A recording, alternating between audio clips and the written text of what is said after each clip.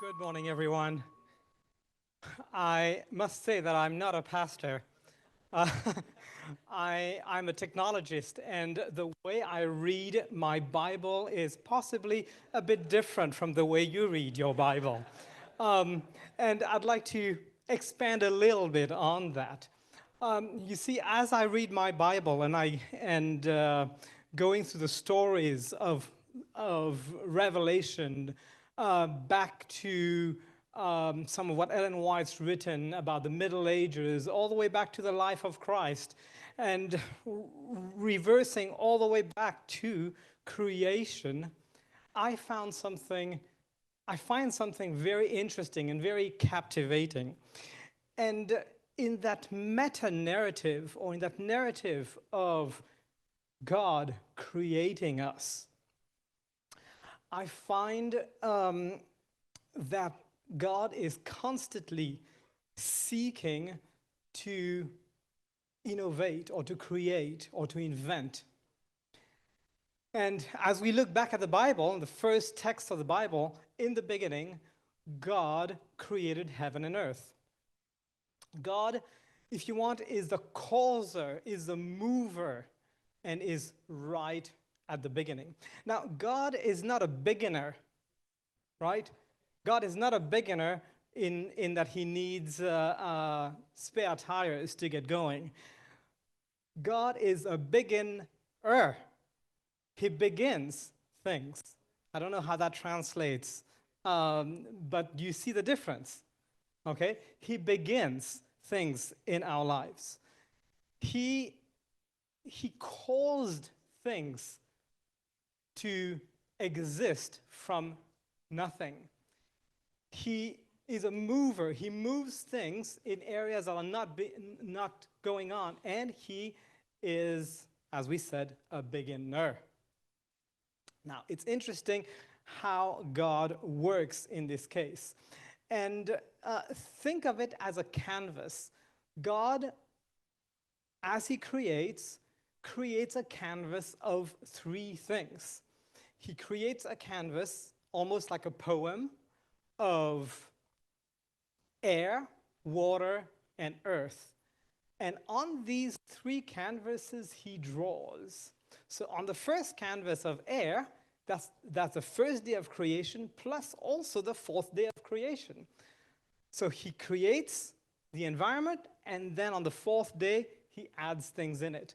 For water, on the second day, he creates that environment, and on the fifth day, he adds birds and so on in it.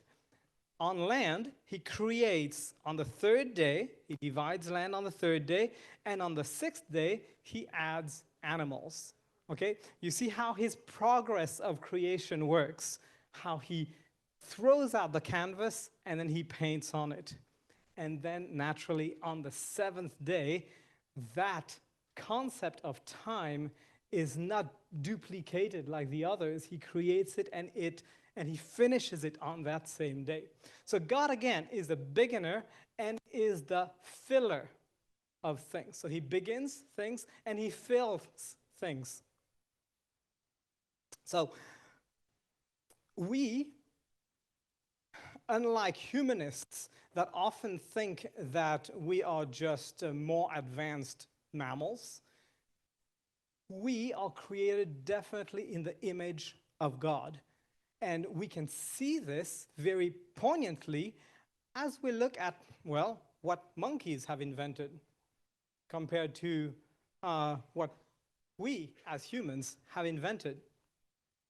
By being created in God's image, he infuses in us the desire to continue to invent and create. He tells us, and this is his command now, he tells us, be fruitful and multiply, fill the earth. And by expansion, filling this earth might mean quite a few things. First of all, begin living obedient and loving lives. Secondly, begin learning. Do you notice what the first assignment of Adam was? It was to name animals. Now, God could have done that, but he gives that as an assignment to man for multiple reasons. One was for him to recognize that he was alone, but also from a linguistic perspective, invent names for all these animals. Okay? Begin a family, begin an image-bearing species. We, as humans, are image bearers of God when we live in his image. And to expand Eden's beauty, and finally to establish a God-honoring government. Now, that doesn't necessarily mean government like we know today, but the concept of government in God's eyes is different. So God is calling us to begin things. That's his nature. We are made to make. We are caused to cause, right? We are filled by his breath to fill. We were begun to begin new things. So I'd like at this time to take a moment and explore innovations throughout the world, throughout history, actually throughout prophecy, possibly the longest prophecy in the Bible, in Daniel 2:31 onwards, of the statue of Nebuchadnezzar.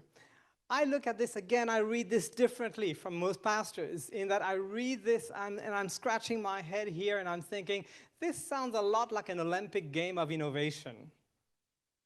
Okay, gold goes to the Babylonian Empire, 605 BC. So that they get gold because of many things. First of all, they sort of invent math. They invent the wheel. Okay, this is the Mesopotamian Empire. They invent a style of writing, the unique cuneiform style of writing, spanned all from Egypt all the way to Turkey, to today's Turkey, and to Iran and Iraq today. One standard way of writing. They also invent the methods of counting. Do you know why we still sell eggs today by the dozen? The Babylonians counted on a base 60. They did not count on base 10 like we do. So get one of your hands up in the air. All right? Now I'll teach you how to count in Babylonian. So in one hand, count how many bends there are in all of your fingers. 1, 2, 3, 4, 5, 6, 7, 8, 9, 10, 11, 12. So in one finger, in one hand, you can get 12, the number 12, and in the other hand, you take multiplications of this, and you get up to 60.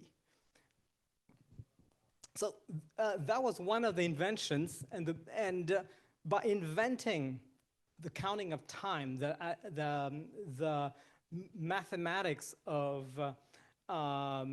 figuring out a lot of things, and the standards of writing, they get gold. Moving on to the next nation now, the Medo-Persian Empire. Well, they get silver because they were the first nation. Notice that their territory was larger now than the Babylonians, but they figure out how to work with the Chinese. And with the Chinese, they figure that the Chinese like to use paper. But they use paper primarily for decorating walls. So they look at paper and they go, we can use this as a method of communication, and they invent the way of writing on paper, and they invent the postcode system. So a method of being able to write a letter from anywhere in the empire to anywhere else in the empire is one thing that they bring up. They also start building roads that cross this whole nation. And as we're in Florida, they also invent air conditioning. But that's besides the point. No, they didn't use electricity. They used a method that used a sail on top of the chimney that is angled at 45 degrees and sprayed with water, and as wind crosses that, it causes cool air to happen inside. And then we move on to the Greek Empire. The Greek Empire came along with concepts of geography, concepts of reasoning, um, and methods of conveying a point in a very systematic way, convincing a person of a particular idea. Then we move over to the Romans. Now, the Romans created the first newspaper, except that it was not in paper, it was in stone.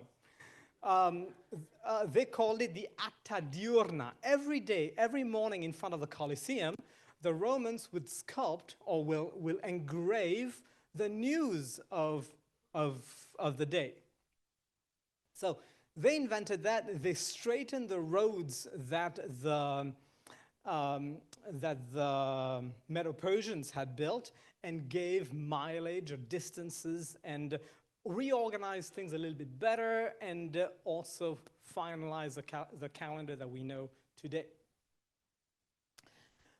Following this comes the 10 nations, if you want, or the toes of the statue of Nebuchadnezzar. So back in 1831, I wouldn't say that electricity was invented, it was really discovered, but it was a couple of countries that all pretty much discovered it together. So we had Babbage's in the UK, we had Volta in Italy, Nikola Tesla in the Serbo-Croatian Empire, and Ampere in France that come up or discover electricity, followed by, in 1894, radio by Guglielmo Marconi, an Italian person who, by the way, as he invented it, papacy or the Roman Catholic Church at that time said, "This is of the devil, and you cannot continue to invent this in our country." So he moved to England, and he continued his invention and made it successful in England. Then in 1926, a person by the name of John Lloyd Bard invented television. And in 1989, another English guy by the name of Tim Berners-Lee, while at the CERN research center across from between Switzerland and France, came up with the HTML, the hypertext markup language, which is the core of how we use today the internet. Now, I'm addressing here a communication group here. Do you see a pattern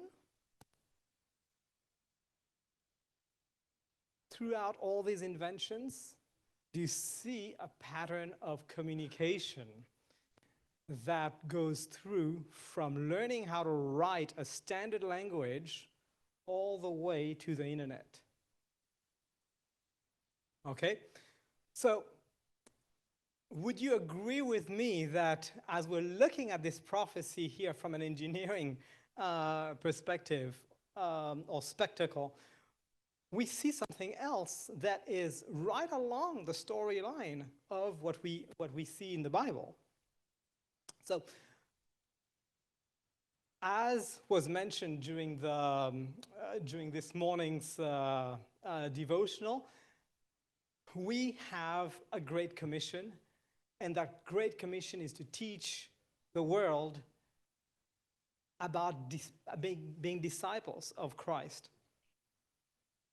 As we look at these technologies, we also notice a correlation with industrial revolutions throughout the world. Okay? The first industrial revolution was all about steam and that kind of power. Yeah? So that mechanized things. The second industrial revolution in the 1870s came along with mass production and electricity. So at that time, we started seeing radio also coming up. Notice that there's also a parallelism here between the industry and media, communication media. The third industrial revolution in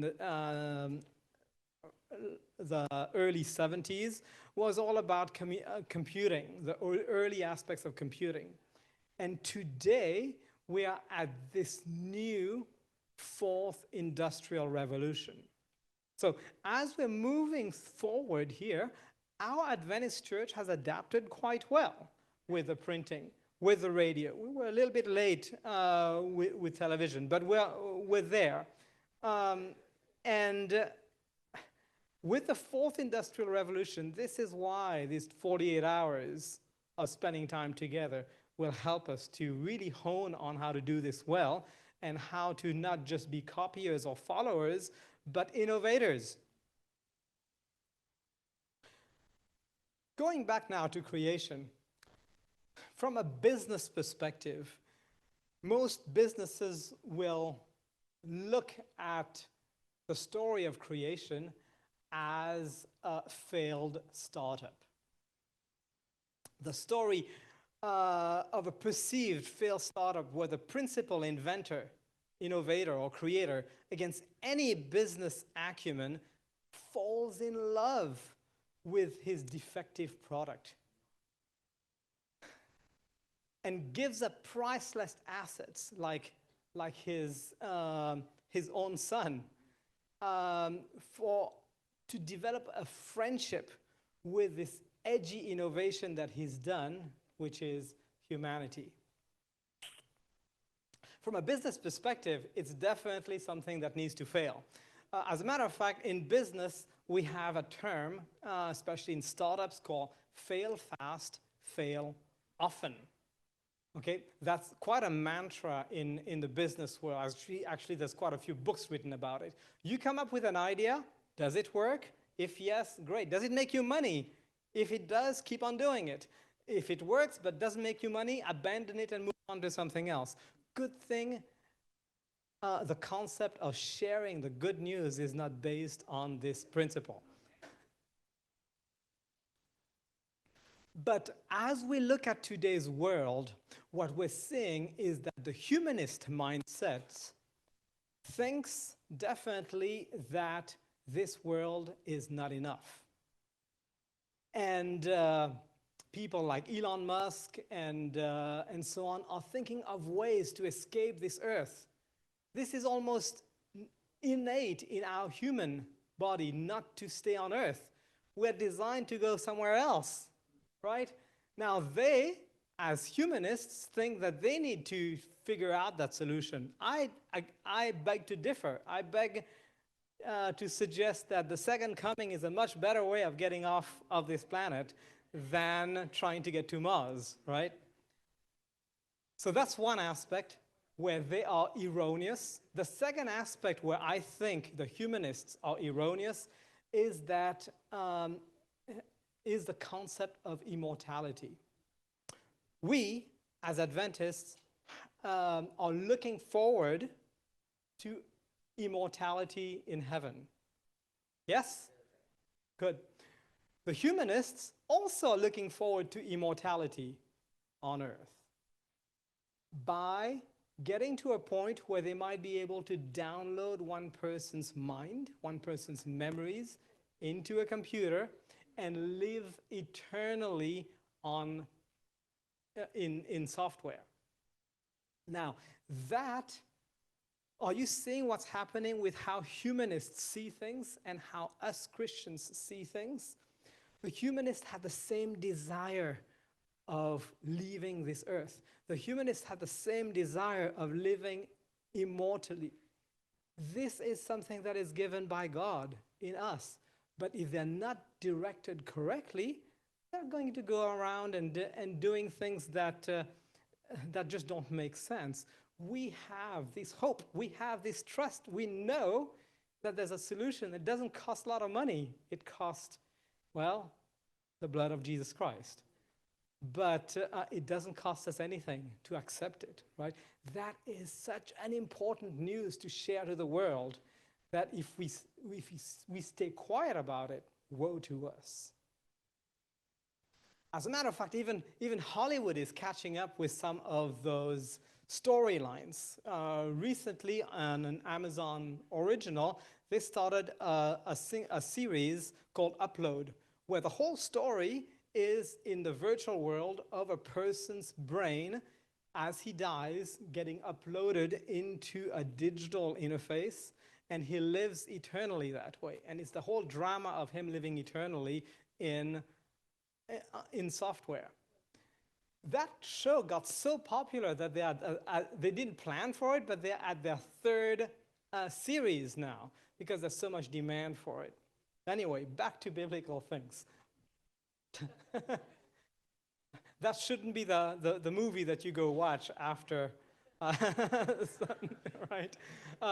So let me talk to you as we are not too in Florida here, not too far from Cape Canaveral. Well, proportionally. Back in 1957, the Russians beat the Americans on the race of being in space, right? And this caused quite a lot of turmoil for America. So much so that Russia knew it, and Russia made their Sputnik satellite being able to be heard very easily with very low technology from Earth to prove that they were indeed orbiting the Earth. So they had this little beep that was going on. And pretty much any amateur radio person could tune to that signal and hear the beep. Over in at the Johns Hopkins Applied Physics Lab, a couple of engineers were slacking work. They were not really at work. They were in the lawn outside, and they were listening to this beep. And while they were listening to this beep, their boss calls them in one day and goes, "Hey, what are you doing?" "Well, we're listening to that beep that the Soviets sent." And they thought they were called in to get a scolding. But in reality, their boss, Frank McClure, asked them, "Hey, you're hearing this beep. Can we do some mathematics on that beep? Can we figure out the velocity and the altitude?" And they go, "Oh yeah, sure, that's easy math. It's not a problem." Well, for rocket scientists, it's easy math. And then Frank McClure asked them, "If you're able to do that, can you reverse the equation? If we know the position of a satellite, can you figure out a very specific point on Earth?" And they thought for about 30 seconds, and they said, "Yeah, it's the same math. It's not any more complicated." And the reason was that America was just starting with those ballistic submarines, and they had a hard time knowing where the submarine was, and America wanted to invent what we today all have on our phone, and that's a GPS. So that's how GPS started. GPS started by reverse engineering another technology. Not by copying it necessarily, but by reverse engineering and making it better and applied to our purpose. I'm sharing you this story today to illustrate the point of understanding what technology is doing out there, but not just copying it, reverse engineering it and figuring out how we can repurpose it for our good. Another story I'd like to share with you, and this is particularly connected to my family, as my grandfather was a spy photographer during World War II. A company by the name of Fairchild, their main business was to make cameras for spying.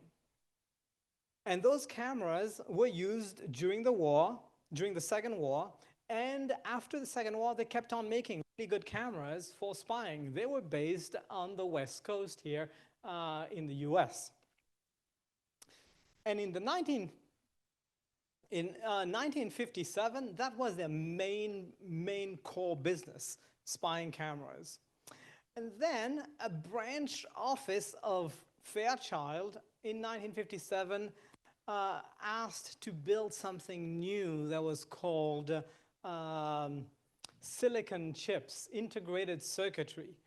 And the head office on the West on the East Coast in the US said, we don't really understand what you're doing, so we'll buy you a little tiny office over in California somewhere way out, and you can do all you want to do there without bothering us. And they sent a little bit of money, and they started their innovation there.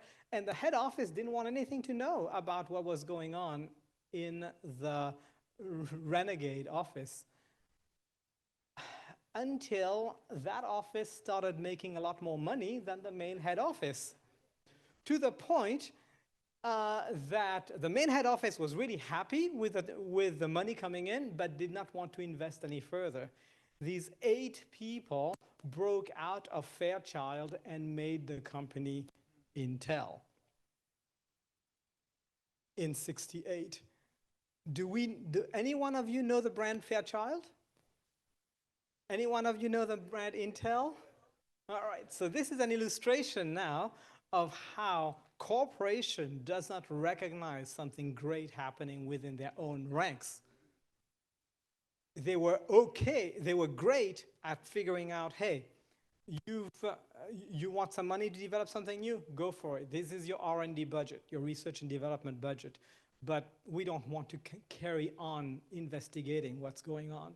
So that's a second lesson as far as innovation, recognizing from an administrative perspective how to fund something and how to keep ownership of it.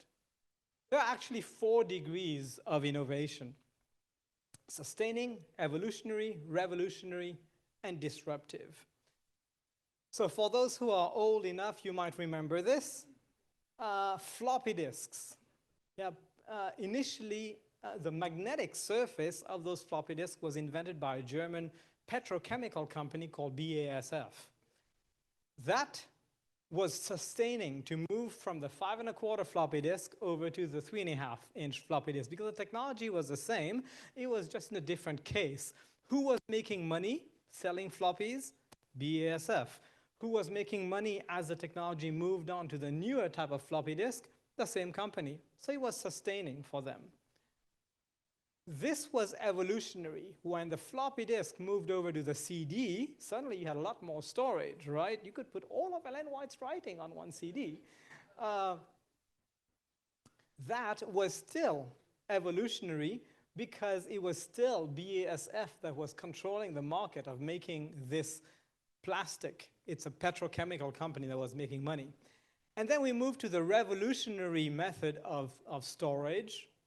Now, BASF was making much less money there because, well, there's not much money in making a plastic case. Everything was on an electronic chip inside the USB key that most of you still have. And then we moved on to online storage, right? That was disruptive in that everything up to this point was something tangible that you could hold. As far as an upload or download to the cloud, the company BASF was out of money. Okay, that's what's called disruptive in innovation. And other examples are film. By the way, it was Kodak that invented the first CCD, but they did not see any advantage to it, so they dropped it. But a few examples from within our church. James White in 1849, when the magazine currently known as Adventist Review, at that time Present Truth, came around, he took twice as long to print manually some of the Present Truth magazines. What he did is that he would print the regular sheets of paper without the title in black, and then later on, when everything dried up, he would print just the title in blue. And if today you go to a museum in Washington, D.C. called the Newseum,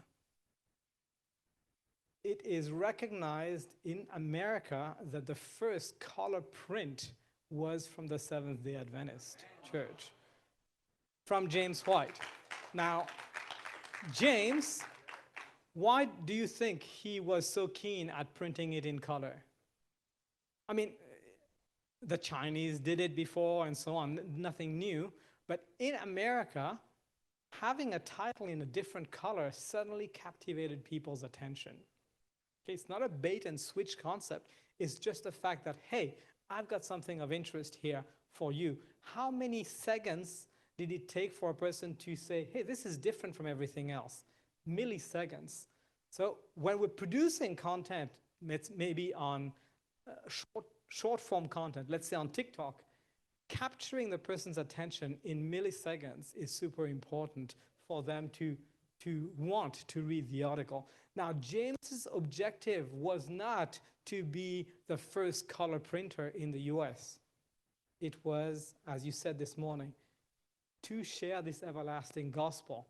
And he found that this method was creative, innovative enough to catch the person's attention. So, in conclusion, for this morning, remember that we are made to make. We are caused to cause new things. We are filled by the Holy Spirit to fill something else somewhere. And we were begun to begin new things. Let God draw from a private, personal perspective. Let God draw on your life canvas. This sometimes requires some humility to say, all right, here's my heart, Lord. You draw on what you want, or you shape me the way you want. But from a corporate perspective, most of you are communication directors or administrators in a church. It is sometimes important, my friends, to recognize that we ought not to be the only media producers. We might need to trust our youth. We might need to trust their perspective on how to repurpose this everlasting message in ways that we, dinosaurs, as you said this morning, right? We dinosaurs might not know how to communicate. It might just not make sense to us, but as long as the theology is right, sharing the gospel in new ways is what the fourth industrial revolution is all about. So episode 7 of my talk, as you noticed here, we went through a couple of episodes. I cut it that way so it's easy for you to make it in short forms. But in episode 7, you have to write it for yourself. You have to figure out how are you as administrators going to create new roads to let the younger generation drive on, to trust them. If you think you have conveyed the spiritual anchors well enough in our youth, in that case, prove it by letting them drive on that road that you're creating for them. As administrators, this is one of the things we can do best, building roads for the next generation, rather than trying to monopolize that road. So, welcome to the fourth industrial revolution. Are you ready to start this new adventure? Thank you for your attention.